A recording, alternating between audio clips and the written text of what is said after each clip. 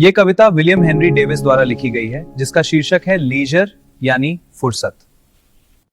ये कविता हमें याद दिलाती है कि आधुनिक जीवन की भागदौड़ में हम प्रकृति की सुंदरता को देखना भूल गए हैं। कवि इस बात पर दुख जताते हैं कि हमारा जीवन चिंताओं और काम के बोझ से इतना भर गया है कि हमारे पास रुककर अपने आसपास की सुंदर दुनिया को देखने का समय भी नहीं बचा है। What is this life if full of care?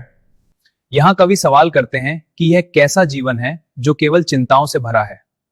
We have no time to stand and stare, जहां हमारे पास शांति से खड़े होकर प्रकृति को निहारने का समय नहीं है।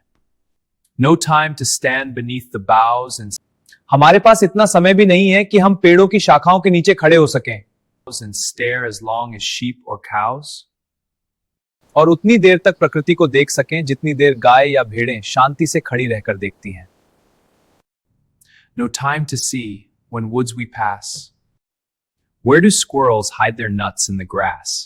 जब हम जंगलों से गुजरते हैं तो हम उन गिलहरियों को नहीं देख पाते जो घास में अपने अखरोट छिपा रही होती हैं, क्योंकि हम हमेशा जल्दी में होते हैं।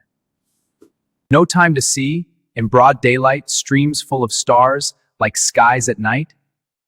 दिन के उजाले में नदियों का पानी सूरज की रोशनी में ऐसे चमकता है जैसे रात के आकाश में सितारे चमक रहे हों, लेकिन हमारे पास इसे देखने का वक्त नहीं है। No time to turn at beauty's glance and watch her feet how they can dance. यहां कवि प्रकृति की सुंदरता को एक सुंदर युवती के रूप में दर्शाते हैं। वे कहते हैं कि हमारे पास उसकी थिरकती चाल देखने का समय नहीं है। No time to wait till her mouth can enrich that smile her eyes began. उसके चेहरे पर धीरे धीरे आने वाली मुस्कान का इंतजार करने का समय नहीं है। A poor life this if full of care, we have no time to stand and stare.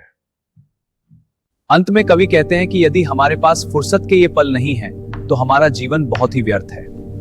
अगर वीडियो पसंद आए तो लाइक कीजिए और हमारे YouTube चैनल को सब्सक्राइब कीजिए। Thank you.